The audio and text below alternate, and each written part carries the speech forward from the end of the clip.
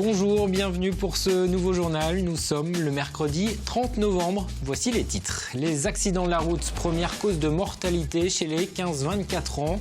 Une réalité rappelée tout au long de cette semaine à Luçon. Dans le cadre d'une opération de prévention sur les dangers de la route, des ateliers sont proposés aux jeunes. Une sensibilisation d'autant plus importante que les chiffres de la sécurité routière sont mauvais depuis le début de l'année dans le département. Nous évoquerons également dans ce journal le Vendée Globe. Un élément n'a pas été négligé par les skippers, c'est l'alimentation. Chacun a embarqué avec lui une centaine de kilos de nourriture. Des repas le plus souvent lyophilisés et fabriqués en grande partie à Olonne-sur-Mer. L'entreprise Titox est spécialisée dans la préparation de ces plats en sachet. Elle fournit ainsi les skippers, mais aussi l'armée britannique et une partie de l'armée française. Visite de l'entreprise dans ce journal. Et puis nous irons également à la rencontre de Chamy, auteur de bande dessinée. Il a une passion pour le 9e art, une passion qu'il partage en ouvrant régulièrement les portes de son atelier, notamment aux jeunes qui veulent apprendre les techniques de la BD. On commence donc ce journal avec un constat alarmant. Le nombre de tués sur les routes du département est en forte hausse. L'an passé, 37 personnes étaient décédées dans des accidents de la route.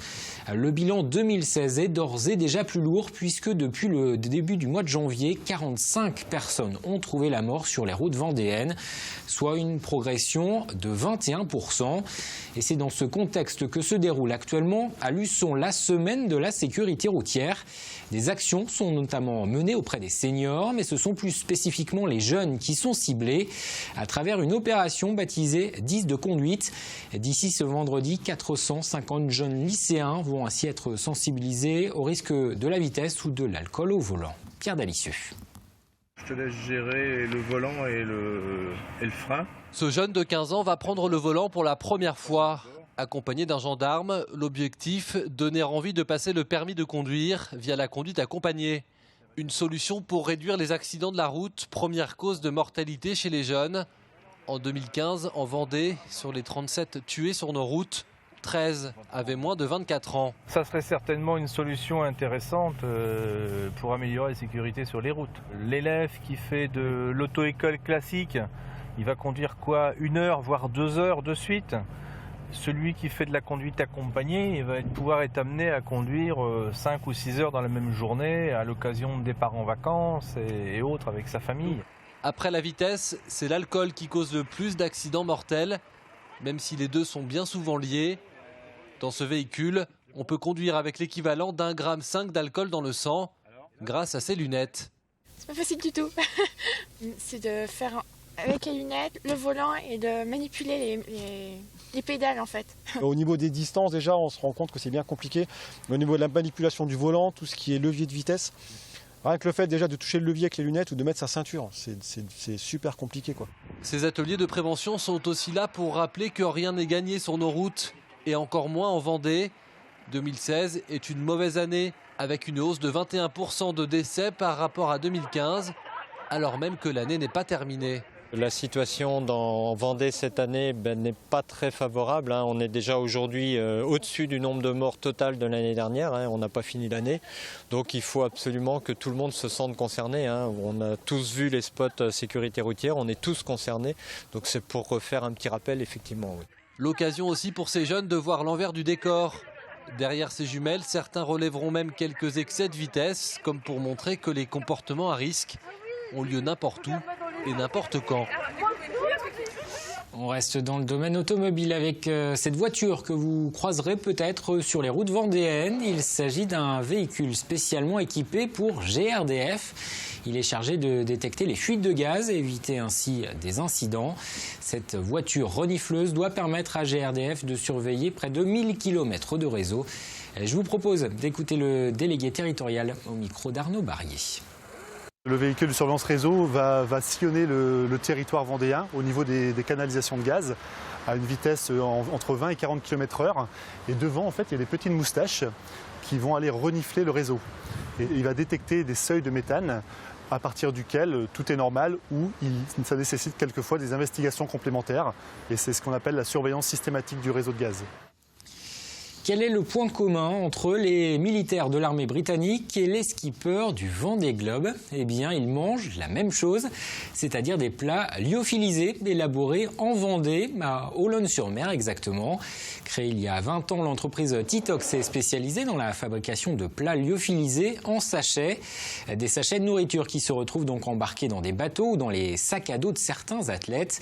Mais l'alimentation sportive ne représente qu'une partie de l'activité de Titoc. Nous avons poussé les portes de l'entreprise. Regardez ce reportage de Grégoire de Châtillon. C'est dans ces locaux d'Olonne-sur-Mer, chez Titoc, que sont élaborés les petits plats que consomment quotidiennement la quasi-totalité des skippers du Vendée Globe. Des recettes lyophilisées dont la société s'est fait une spécialité. 27 des 29 bateaux ont amené avec eux notre marque MX3. Ils y retrouvent une cinquantaine de recettes, de quoi faire largement leur bonheur avec des menus différents tous les jours. Il suffit de rajouter de l'eau chaude. Ensuite, mélanger, patienter 5 minutes et consommer. Nos produits sont pratiques, ils sont légers puisque l'eau n'est pas contenue dans le produit, c'est à eux de l'ajouter et en plus de ça, ils ont une recette élaborée avec du goût et un produit final qui correspond à leurs attentes, aussi bien en termes de goût qu'en termes d'apport calorique. Ces pâtes à la carbonara est l'un des plats favoris du skipper Arnaud Boissière. Titoc l'a réalisé spécialement pour lui. Regardez ces pommes de terre, ces framboises, cette fraise. On a enlevé toute l'eau. Donc ce poids de l'eau qu'il avait au départ, on ne l'a plus. Donc on a un produit vraiment très léger, quoi. Des fruits, des légumes, du poisson, de la viande lyophilisée. Elles ne pèsent donc que presque plus rien, tout en gardant leurs propriétés nutritionnelles. Sur ce créneau, la société Titoc, qui a 20 ans cette année, fournit aujourd'hui l'armée britannique et française en mission, ainsi que la grande distribution. La partie consacrée à la nutrition sportive concerne 15% du chiffre d'affaires de la marque. Là, tu vas être à quelle hauteur hein? Titoc va s'agrandir. Et puis de plafond. La société a le vent aux poupes. Et puisqu'on l'évoquait, un petit point sur le Vendée Globe. 24 jours après le départ de la course, les 5 premiers skippers ont déjà réalisé un tiers du parcours, soit plus de 8000 milles, environ 15 000 km.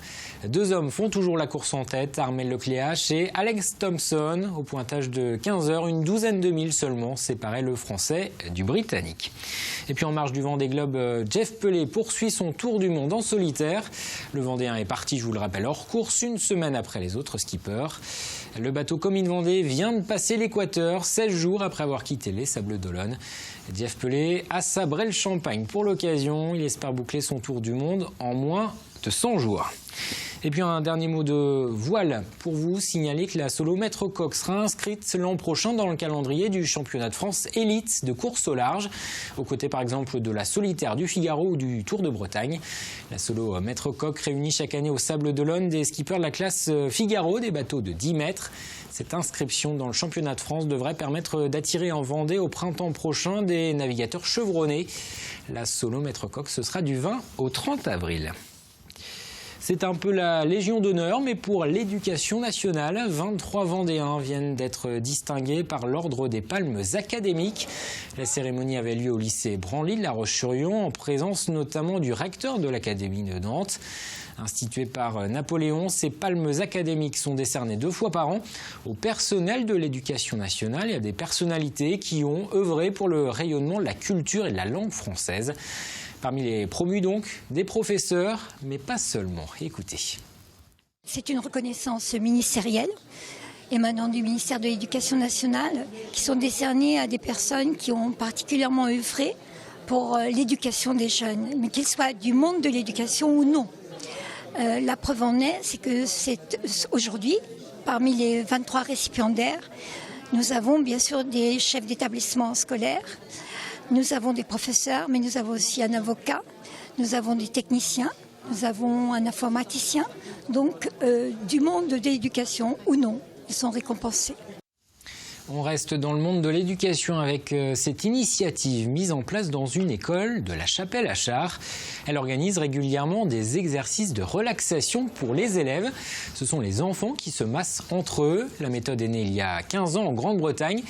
Elle aurait plusieurs vertus, notamment apprendre aux élèves le respect des autres. Mais ces massages permettraient aussi aux enfants d'être plus détendus et donc plus concentrés ensuite en classe. Reportage Apolline Laurent. Petits lapins, les petits sauts de lapin. Dans cette classe de CE1, CE2, la journée commence en douceur. Musique calme et massage pour un moment de détente et de sérénité avant de commencer à apprendre. Ça me détend le dos. Ça me fait comme si j'étais un peu dans quelque chose de très mou et ça me faisait beaucoup de bien. Je dois faire des gestes qui sont faciles. Par exemple, maman chat, on a juste comme une petite pince. Ça me détend pour mon travail après. Depuis la rentrée, ces élèves utilisent la méthode MISP, une méthode anglo-saxonne qui promeut les massages à l'école. Complètement intégré dans leur emploi du temps, cet échauffement à l'apprentissage plutôt atypique a pour but de les relaxer et de leur permettre de se concentrer plus facilement. Et en quelques semaines, la maîtresse voit déjà la différence. Ça nous permet de fédérer le groupe classe qui est assez hétérogène. Ça, c'est un atout majeur. Ça favorise l'écoute en binôme et puis l'écoute générale de la classe en créant une ambiance qu'on peut retrouver à certains moments, justement, en faisant appel à rappelez-vous, quand on est en massage, qu'est-ce qui se passe, etc. Et puis la découverte de l'autre et une confiance qui peut s'installer mutuellement, quoi. Et au-delà des bienfaits sur les capacités de concentration et d'apprentissage des enfants, ces massages sont aussi l'occasion de véhiculer certaines valeurs. Dans le massage, on est en rapport avec l'autre. Donc on apprend à avoir un rapport différent à l'autre. Par le fait de demander l'autorisation, puisque le massage n'est pas un dû, ou le toucher n'est pas un dû. Donc on demande l'autorisation, ce qui engendre le respect.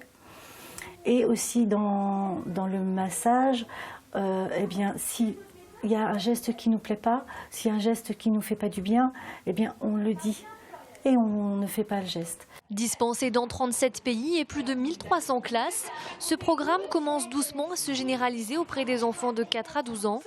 Dans notre département, plusieurs écoles l'ont mis en place et à la Chapelle-Achard, le corps enseignant souhaite le généraliser auprès de tous les niveaux.